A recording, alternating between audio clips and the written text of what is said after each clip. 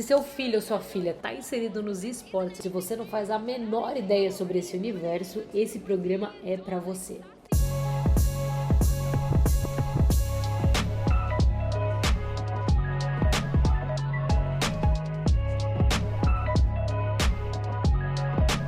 E o nosso entrevistado é... O canal Pais de Atleta é apresentado por César Augusto e Laura De Michele. E eu me aposentei da carreira de jogador quando eu tinha 25. Com 17 anos você começou a jogar ou você se tornou profissional? Com 17 anos eu digo que eu comecei a querer me tornar profissional, assim. Acho que ali eu tomei a decisão de, pô, é isso que eu quero, vou me dedicar. Tinha já algumas referências no cenário, por mais que eram poucas. Então ali foi quando eu tomei a decisão assim de realmente começar a me dedicar para aquilo. Me profissionalizar mesmo não demorou muito, eu acho que eu alcancei isso bem rápido, assim, mas de estar no computador, de jogar, acredito que desde uns 15, 16, por aí. Você começou brincando, como que foi esse início? Eu comecei muito por, acho que influência do meu irmão, eu tenho um irmão mais velho, né, diferença de 4 anos, eu e ele. E eu lembro que quando eu tinha, assim, por volta de uns 10 anos, ele já jogava CS, jogava outros jogos, era mais CS na época. E naquela época eu ainda não era muito apegado em ficar no computador e tal. Mas aí conforme o tempo foi passando, eu fui gostando. Às vezes eu ainda não tinha um computador para mim, então tinha que ficar revezando com ele muitas vezes e tal.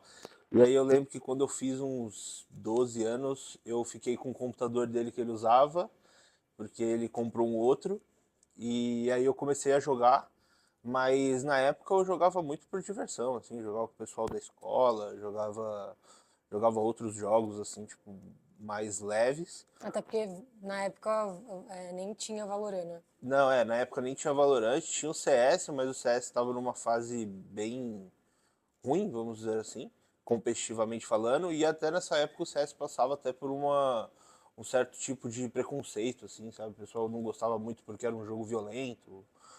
Eu lembro até que chegou uma época que tinha umas reportagens que falavam sobre o CS e tal. Então, não era muito. Era popular, mas era meio que visto de uma forma meio ruim, vamos dizer assim. Mas assim, eu gostava de ficar no computador, mas também não tinha objetivo. Não era desde daquela época que eu falei assim, não, eu quero ser isso. Porque na época tinha poucas referências, era um cenário que ainda estava começando, assim. E quantas horas por dia, assim, você ficava nessa época de brincadeira? Ah, nessa época de brincadeira, acho que eu ficava umas 4 horas, 3 horas, assim, na parte da tarde. Era às vezes na parte da noite, mas era bem. Eu ainda conseguia conciliar uma vida assim de jogar bola, de fazer outras coisas, então eu usava mais como um tempo livre, assim, tô em casa, tô sem fazer nada, tal, tô de bobeira, eu ficava no computador.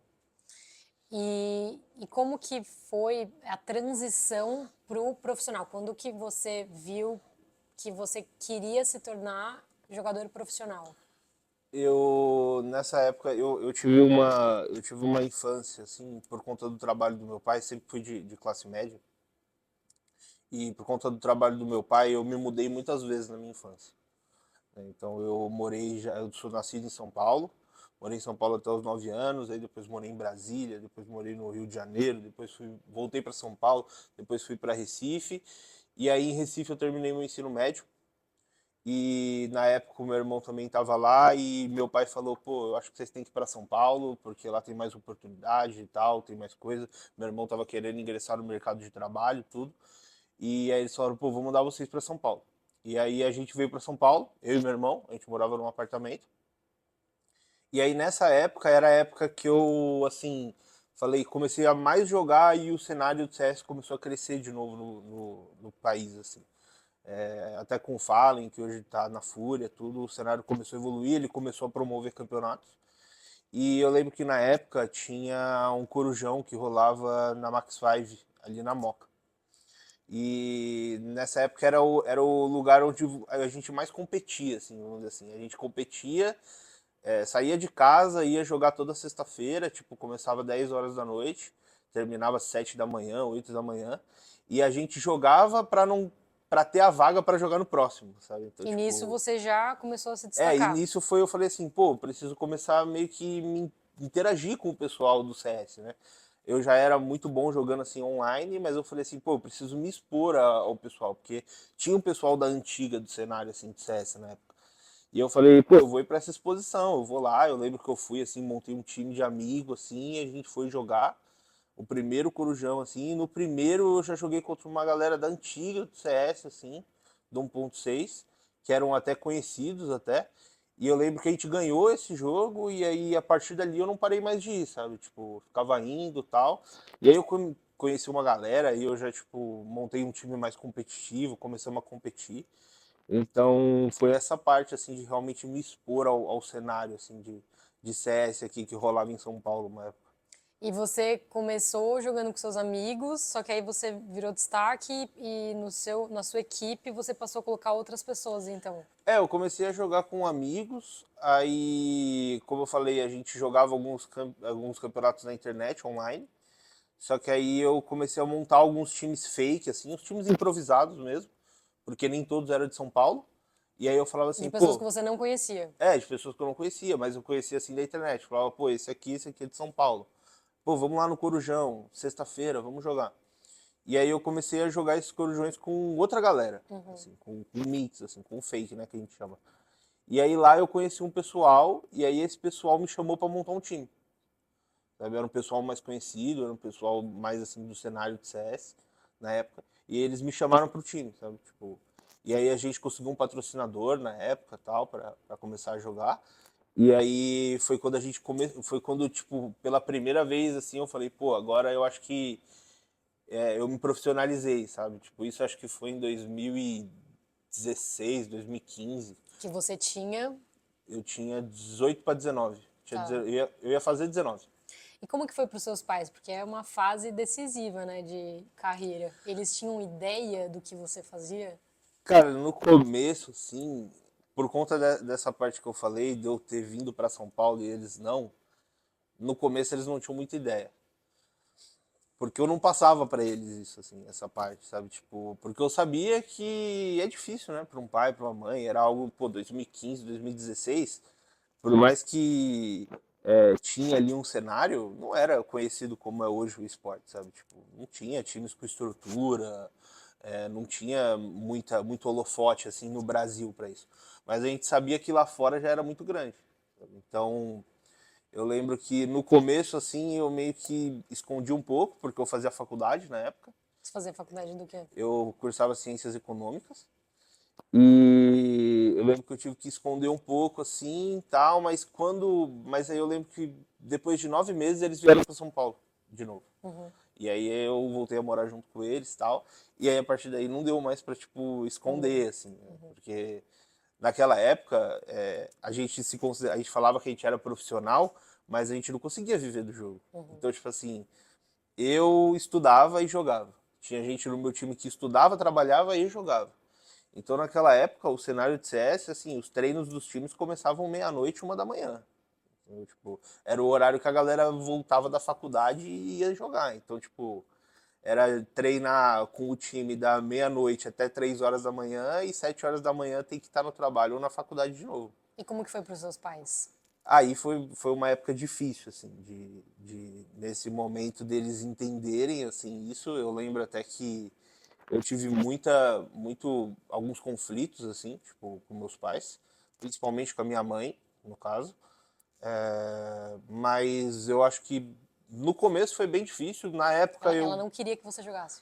ela achava que era algo que não ia me levar a nada, né? Tipo, e na época eu ficava triste com isso, eu ficava bravo com isso, mas hoje em dia eu entendo que é uma preocupação de mãe, assim, é um cenário que ela não conhecia, é um cenário que estava muito no começo, e aí você falava, pô, tá, que você tá ganhando pra jogar isso? Aí você falava assim, pô, tô ganhando R$ 250, entendeu? Tipo, R$ 300.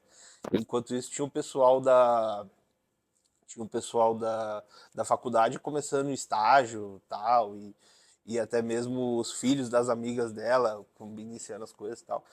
E eu falando, não, vou jogar e até o momento mais difícil, assim, foi quando eu falei que eu ia trancar a faculdade para jogar. E esse momento foi o mais difícil porque foi uma decisão, assim, de trancar a faculdade para começar a me dedicar, porque eu tinha que ficar treinando até 3 horas da manhã e a faculdade não tava conseguindo conciliar as duas coisas.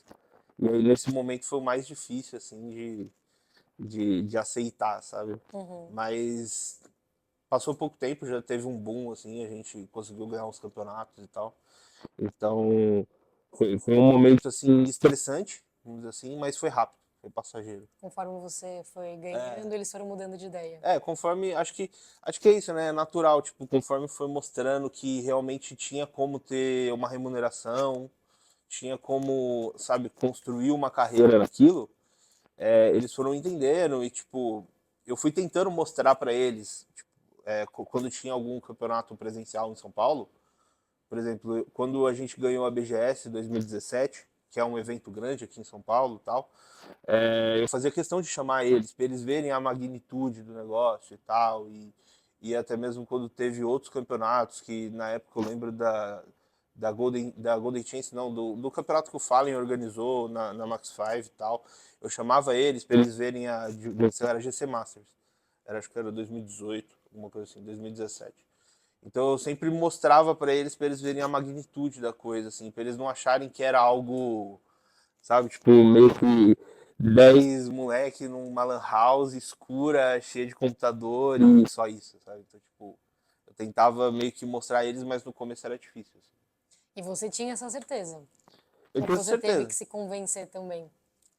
Eu tinha certeza porque, como eu falei, eu me considero que eu peguei o começo da segunda fase do CS no Brasil, mas nessa época já tinha outras pessoas que eram referência pra gente, que já estavam competindo nos Estados Unidos, time até brasileiro que já tinha ido competir no cenário norte-americano. Então, assim, a gente tinha muito como referência esse pessoal que já tinha passado pelo processo que a gente estava passando Uhum. e a gente queria chegar lá, sabe? Tipo, de competir num nível melhor. Porque essa sempre foi a gana do pessoal que competia naquela época no Brasil, sabe? A gente era um país emergente nesse cenário e a gente queria conquistar tudo no nosso país para conseguir ir para a próxima etapa de competir num nível melhor, que era na época o nível norte-americano. Então a gente meio que tinha um norte para seguir, assim, sabe? Então a gente seguia esse norte e a gente acreditava porque já tinha gente lá, sabe? Onde a Uhum. gente queria chegar. Existiu comparação entre você e seu irmão?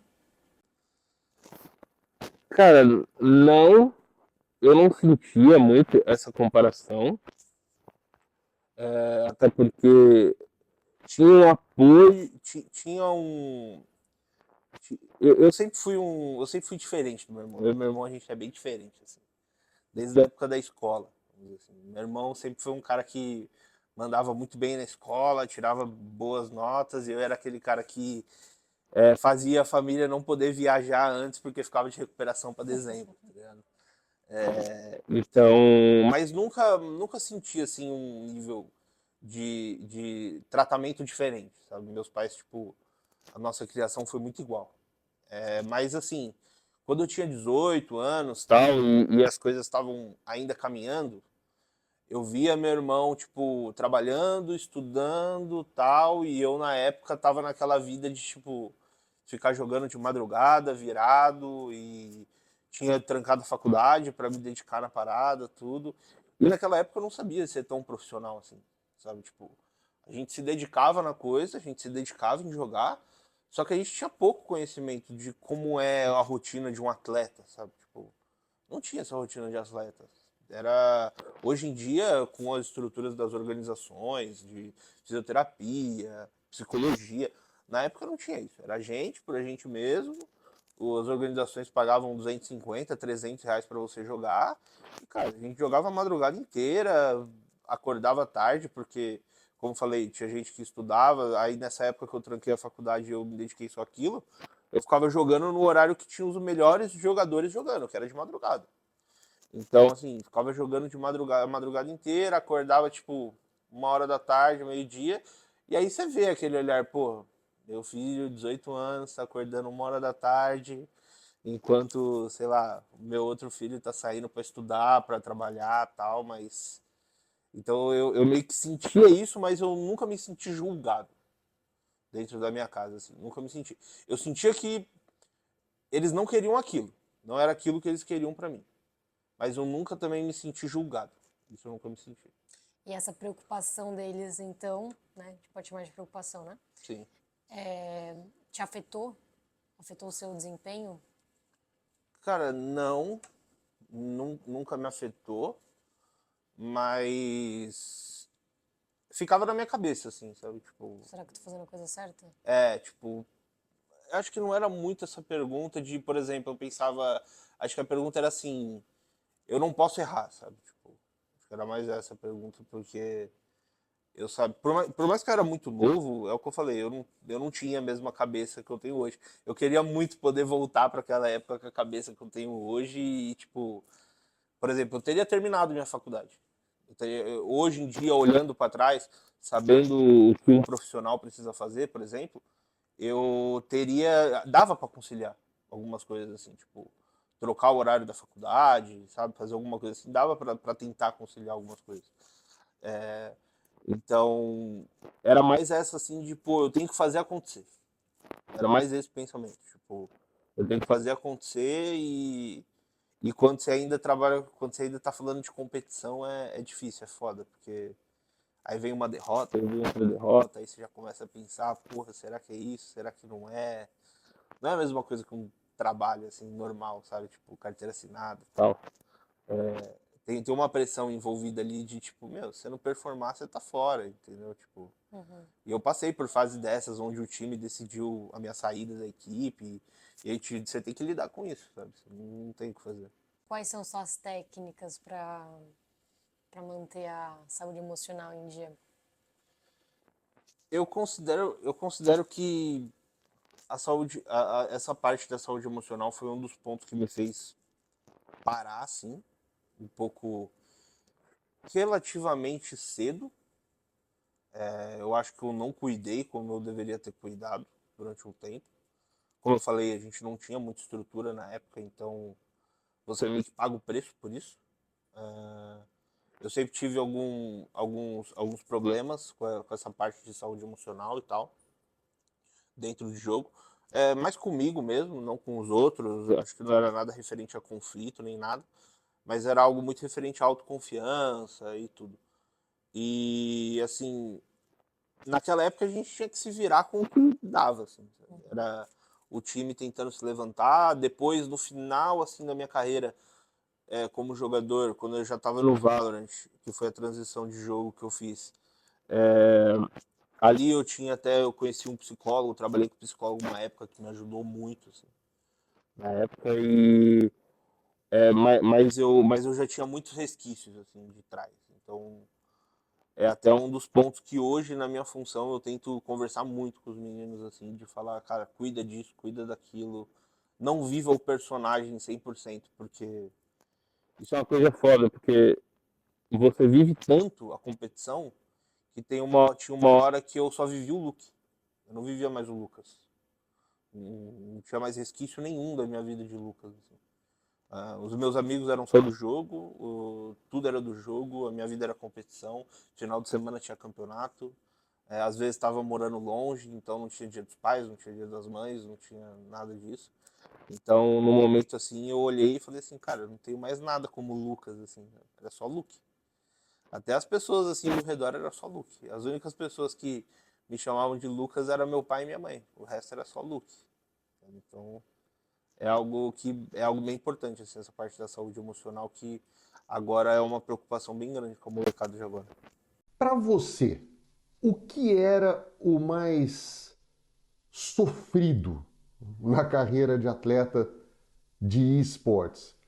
Muitos atletas que a gente conversa, por exemplo, uma vez eu conversei com uma dupla de vôlei de praia, que disputou Jogos Olímpicos e tudo mais. E elas falaram muito das dores de uma competição puxada, como os Jogos Olímpicos, nesses dias, que era muito puxado e que chegou na final, que falou assim, se fosse no quarto, achava que não iam jogar, porque era muita dor muscular e tal.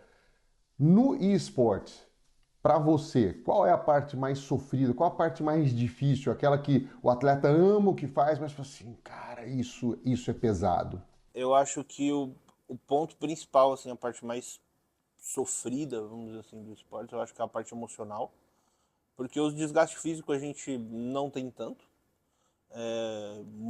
Claro, muitas vezes a gente treina por horas e tem um desgaste ali de ficar muito tempo sentado e tal. Mas eu acho que a parte de você lidar com o estresse emocional, porque durante o jogo você tem que controlar o emocional, antes você tem que controlar o emocional e depois você tem que controlar o emocional. Então você tem que estar o tempo inteiro sob controle. E como que você controla o seu emocional?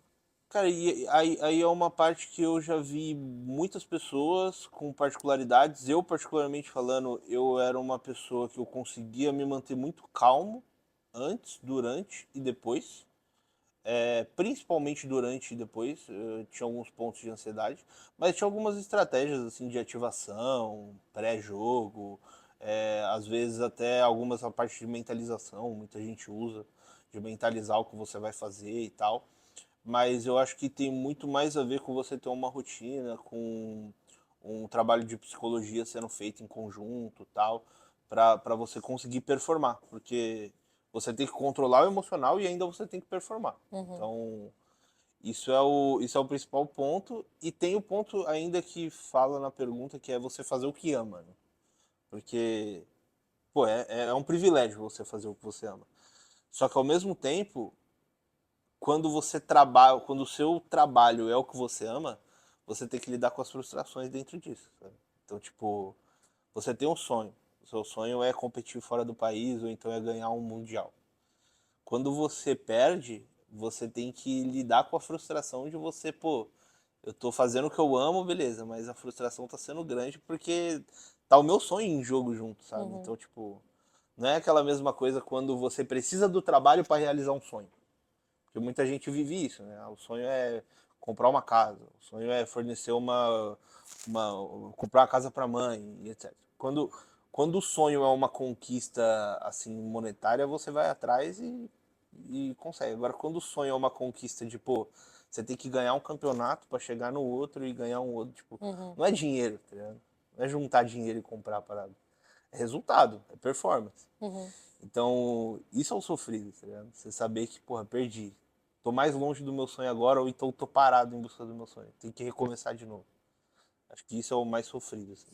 E pelo que você está me contando, você mergulhou 100% nessa vida Sim. e você se aposentou com 26 anos. Se aposentou como jogador, né? Sim. Hoje você está no meio, mas não ganhando a vida jogando. Como que foi para sua identidade, né? Digamos assim, foi difícil para você? Como que foi esse processo?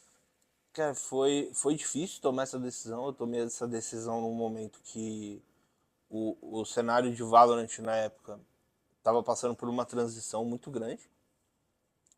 E eu já me via com algumas deficiências dentro de jogo e tal. Não estava mais conseguindo performar num nível bom, que eu conseguisse performar, por exemplo, internacionalmente falando. E ali eu tomei a decisão porque se eu decidisse continuar jogando, eu ia ter que abrir mão de outras coisas na minha vida. De, por exemplo, uma certa independência financeira. Porque muita coisa mudou no cenário de Valorant, as equipes que ficaram no Brasil passaram a diminuir as remunerações dos jogadores e tal. E eu tive que tomar essa decisão pensando. Foi a primeira vez assim que eu falei assim: calma aí, vou pensar um pouco no Lucas agora. Acho que eu passei. Foi uma decisão total sua. Foi uma decisão do Lucas, assim, de falar assim: cara, acho que eu passei 7 anos, 8 anos da minha vida vivendo como o Lucas e agora eu preciso tomar uma decisão como o Lucas. E foi uma decisão que eu tomei para realmente reconquistar um tempo perdido, vamos dizer assim. Sabe? De aprender a fazer coisas novas e também ajudar novos jogadores com a experiência que eu tive, que é o que eu comecei a fazer a partir dali. Mas você saiu, mas não saiu Não, desse universo, né? não queria sair do esportes, né? Aham. Da competição. Eu amo a competição. Competição para mim é algo que eu acho que eu nunca vou conseguir me livrar, assim, sabe? Então eu falei, pô, eu quero continuar, eu vou passar essa experiência, sabe? Mas eu queria sair do ato de jogar, de ser o jogador. Ter que me dedicar horas para me manter no nível e tal. Eu queria sair dessa parte. E quando você fala que você não tinha mais tanta habilidade para um cenário competitivo, que tipo de habilidade que você está falando? Muitas vezes é relacionado à habilidade motora mesmo, assim, tipo, acho que a gente tem que lidar ali com algumas habilidades motoras de mira, movimentação, dentro de um jogo de FPS, né? Que é o jogo de primeira pessoa e tal. Tem muitas skills que a gente tem que ter, né? Então, tipo, precisão, mira, habilidade de movimentação, reflexo e tudo mais.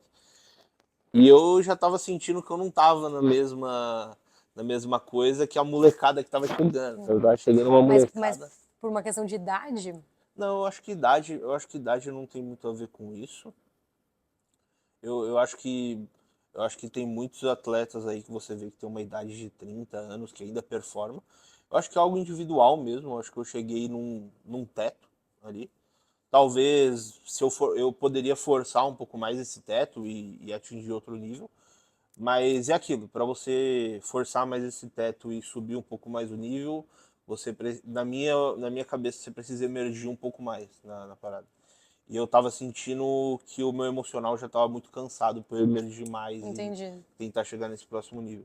Então eu preferi dar um passo para trás, brigar contra o meu ego, né? Que é a parada que eu falo, porque para um competidor falar que ele vai parar de competir antes de conquistar o sonho dele, que eu digo, eu tive uma carreira legal, mas eu tive que parar antes de conquistar meu sonho, não realizei meu sonho.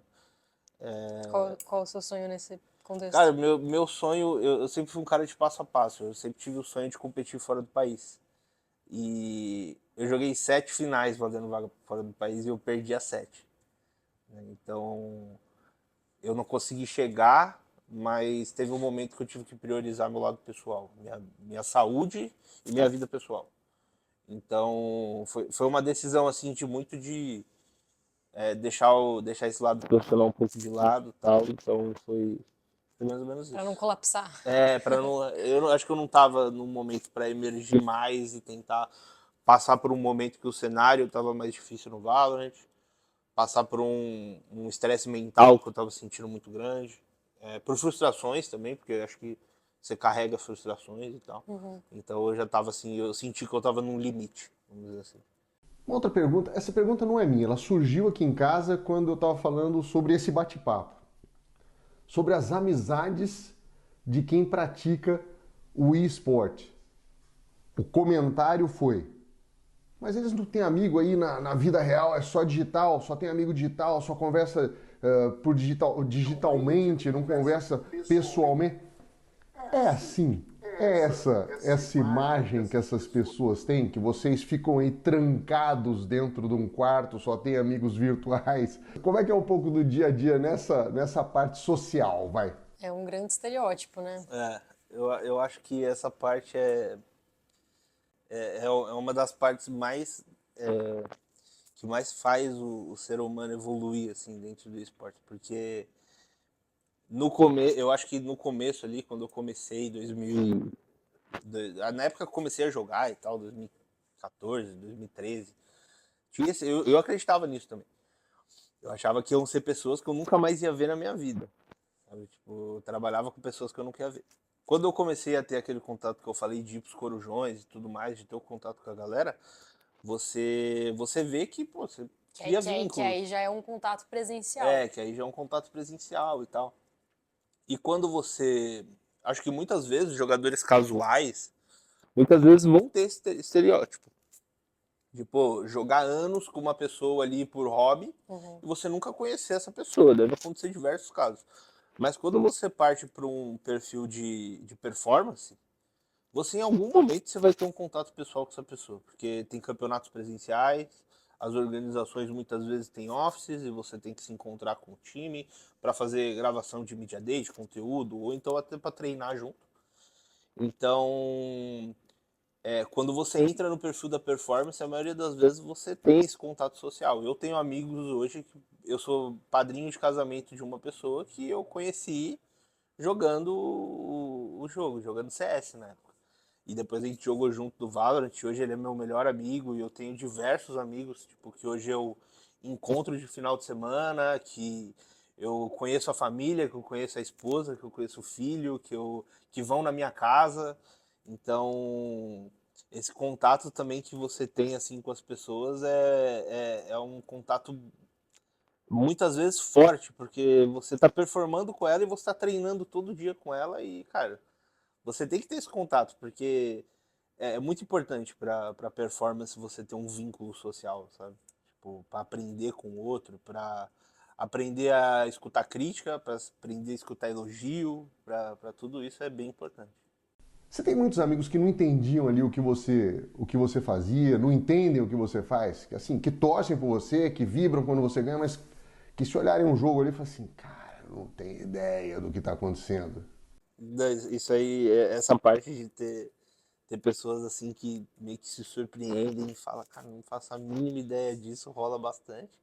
Rolava mais assim numa época. Tinha uma época até que eu brinco, que eu falo assim, mano, eu nem falava o que eu fazia.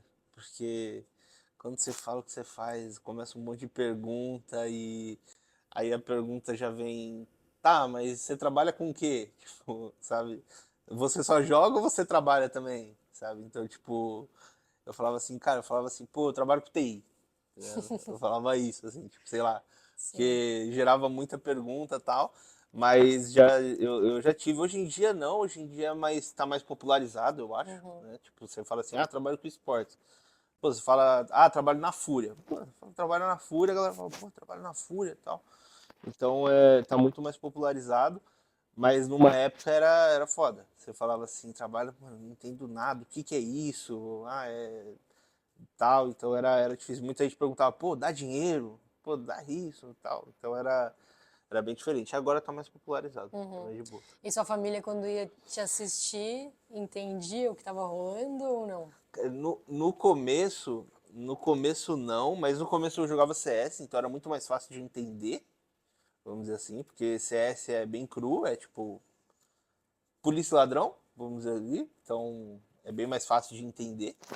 Quando eu fiz a transição do CS pro Valorant, aí eu meio que, assim, a cabeça do meu pai, principalmente, que era o que meio que entendia o CS, a cabeça dele deu um nó, porque no Valorant é o mesmo sistema, é o mesmo estilo de jogo, só que tem poder, tem outras coisas que envolvem o jogo. Então ali Uhum. meio que deu um nó na cabeça deles, só assim, pô, mas que isso? Aí demorou mais um tempo pra eles começarem a entender, assim. Uhum. Eles opinavam no jogo Pô, ou não? às vezes rolava de eu chegar em casa, assim, depois de um jogo e tal, tinha perdido e tudo.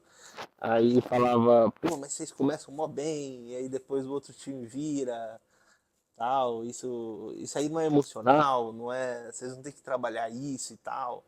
Ah, fulano tá jogando bem, ah, fulano tá jogando mal, tal, sempre teve tinha essas conversas assim, mas não era muita coisa não opinava Uhum. muito não, porque eles meio que respeitavam assim os momentos assim, sabe? Qual foi o teu momento mais legal? Teu momento, o momento que você mais curtiu ali na tua carreira? Eu acho que tem dois assim que tem dois pontos que foram muito importantes. Teve um que foi o pontapé e teve um que falou assim, tá, agora realmente entendi. Um foi quando eu pela primeira vez assinei um contrato com uma remuneração boa, né? E aí eu lembro que foi a forma que eu falei assim, pô, vou mostrar isso pros meus pais pra eles verem que Patrocínio? não, era uma organização mesmo, um time. Tá.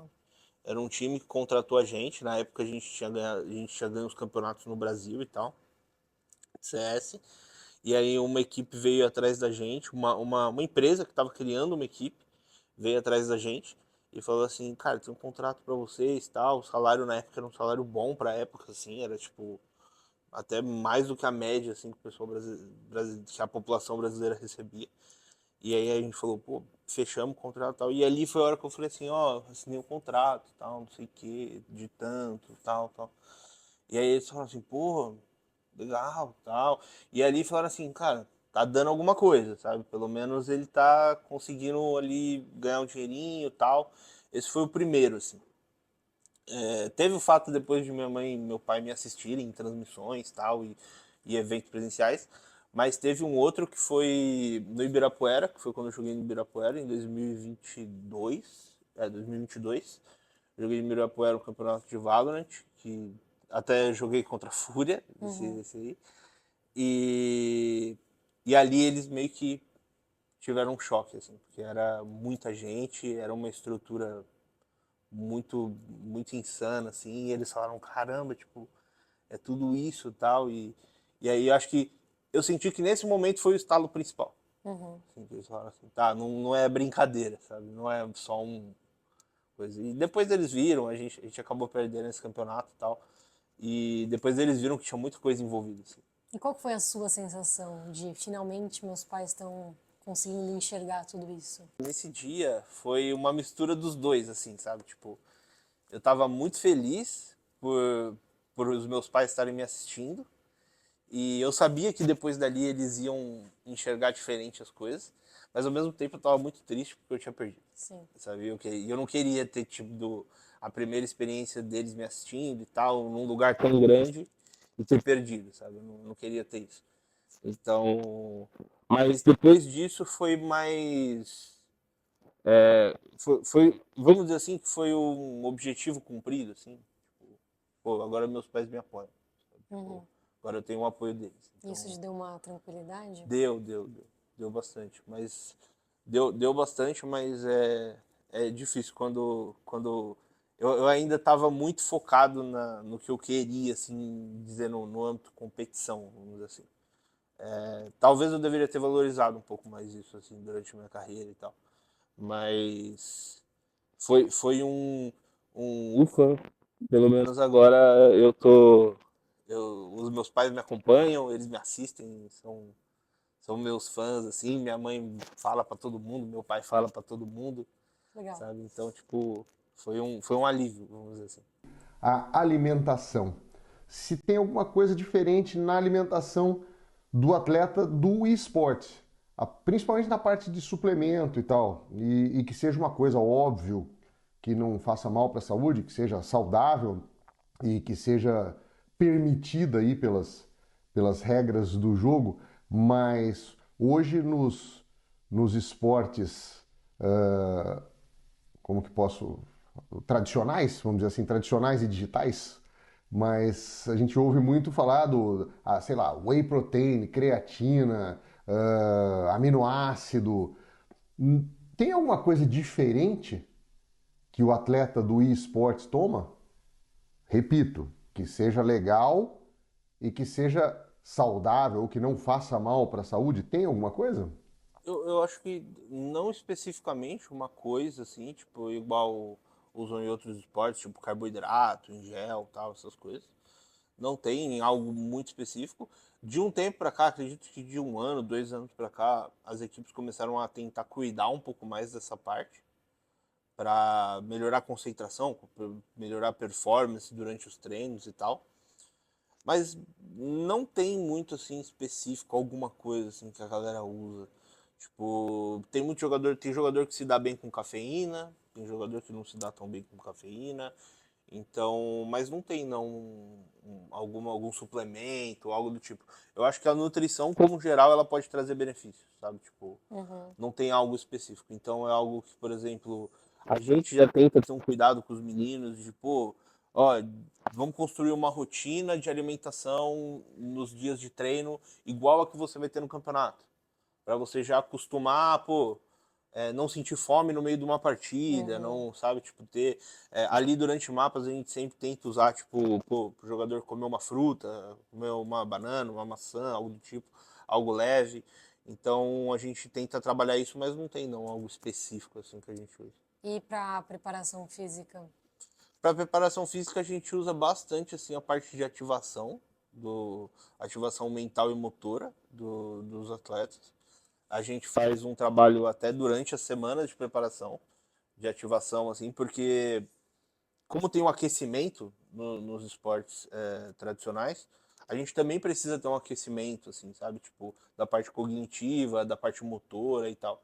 Então a gente trabalha junto com a fisioterapeuta, preparadora física, um trabalho de ativação com bolinha de tênis, às vezes é uma ativação mais mental que a gente trabalha com a psicologia, que é alguns jogos, algumas dinâmicas assim mentais, tem essa preparação. E tem também a parte que a gente recomenda para todo atleta, tipo, pô, praticar atividade física, ajuda muito no controle emocional do que a gente estava falando.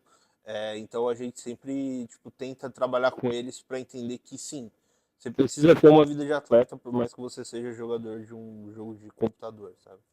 Era uma coisa que antigamente a gente pecava muito, a gente não tinha esses estudos e nem falavam isso pra gente, assim, não tinha alguém pra guiar.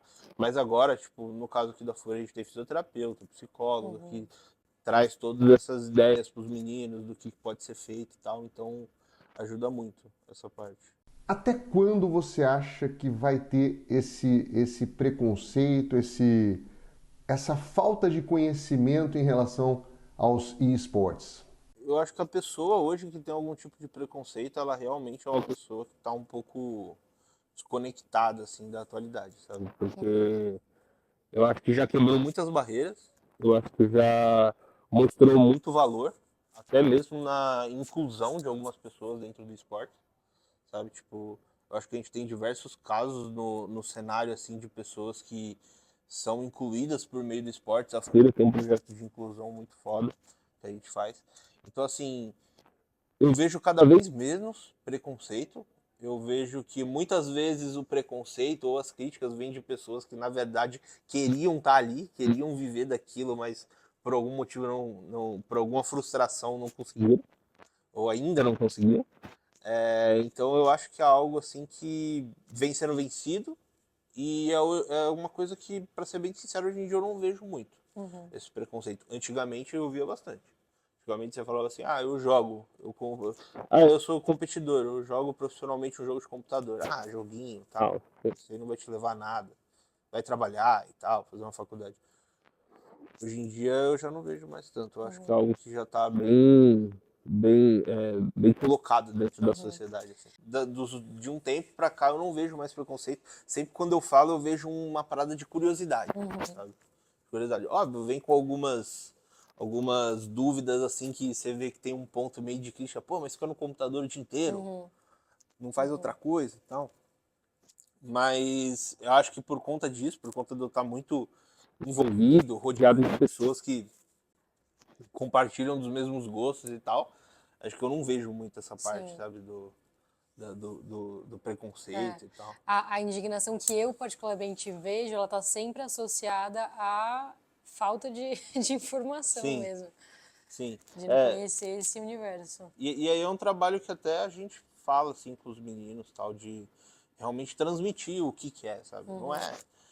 O esporte não é mais você ficar dentro do seu quarto, trancado e jogando 24 horas por dia, sabe? Você precisa ter um cuidado com você Pode mesmo. ser, né? Ou pode, Pode ser, mas não necessariamente é isso. não necessariamente é isso e a gente tem que tirar essa parte do é isso que você tem que fazer pra chegar, entendeu? Tipo, eu acho que aquele trabalho de vou jogar 20 horas por dia, 10 horas por dia pra chegar lá. Cara, a primeira coisa, o ponto mais importante, se hoje eu tiver que falar com um moleque de 12 anos, 10 anos, sei lá, 13 anos, eu acho, que eu quero ser jogador. Cara, primeira coisa, trabalho psicológico desde o começo. Sabe? Tipo, porque a competição ela é foda, mas você tem que saber se controlar pra você viver o ápice dela, sabe? Tipo, tanto de quando você tá no alto quanto você tá no baixo. Então, assim, eu sou um cara que dou muito valor a essa parte psicológica. Eu falo, o primeiro conselho assim que eu puder dar é, cara, investe ou vai atrás, tem diversos modos de você fazer isso, mas cuida disso aqui porque é o mais valioso para a competição. Não é jogar 10 horas por dia, não é. Dedicação é importante, tudo, mas você ter bem-estar para se dedicar é o mais importante. Maravilha. E Luke, como você acha que os seus pais hoje enxergam a sua trajetória até agora? Pô, hoje eu acho que eles até têm, eles até têm mais orgulho que eu, assim, sabe?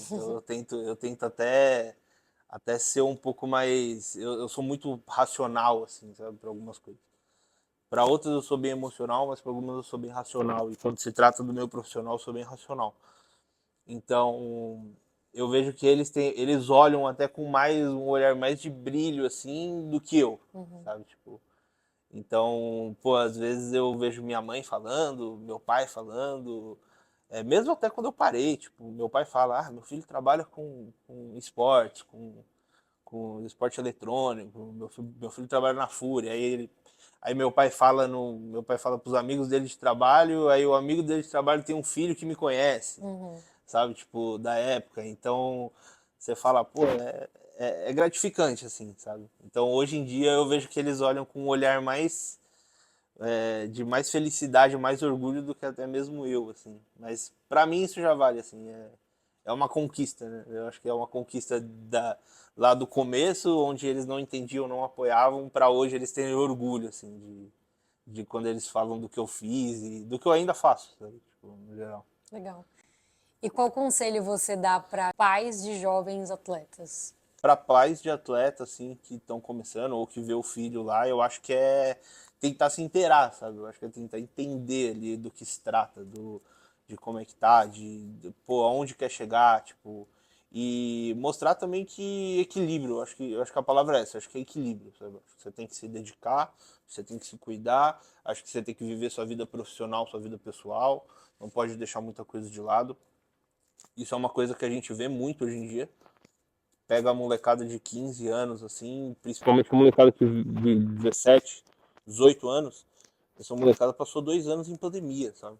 Então, tipo assim, isso quebrou muitos laços sociais, assim, na molecada. Você vê hoje em dia uma molecada de 18 anos que passou 2 anos em pandemia, que, por exemplo, não teve contato social do ensino médio da escola. Teve contato EAD, sabe? Então, você não tem aquela conversa, você não tem aquela parada sei lá, da primeira namorada, do primeiro namorado, sabe, aquele parte onde você tá começando na adolescência, aí. Então, esse trabalho social, assim, de ter contato com outras pessoas é primordial para esportes. Porque a maioria dos esportes você vai trabalhar em equipe, sabe? Então não adianta você se trancar dentro de um quarto e ficar jogando o dia inteiro. Você tem que saber conversar, você tem que saber ouvir, você tem que saber dialogar, você tem que saber escutar uma crítica. Você tem que entender quando você está errado, quando você está certo. Então, eu acho que é nunca deixar o filho se isolar e tentar entender, sabe? O que que ele faz, aonde ele quer chegar, se é algo legal, se não é, porque ao mesmo tempo que tem muita coisa boa na internet, tem muita coisa ruim, né? Então, acho que ter esse controle também é muito importante. Muito obrigada. Obrigado a vocês.